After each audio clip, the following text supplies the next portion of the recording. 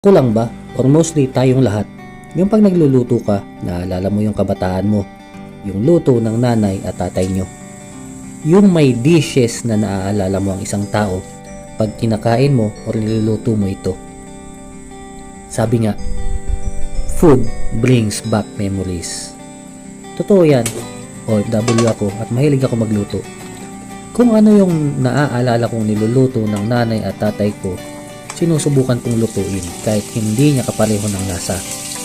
Pero yung memories mo nung bata ka pa, yun yung nagbabalik tanaw. Na para kang bumalik sa nakaraan na nakikita nyo mismo yung exact na pangyayari. Andun yung tatay or nanay mo, mga kapatid mo, nagsasalo-salo kayo. You are in that moment, that day, na kahit nakalipas na, para siyang nabuhay sa alaala mo.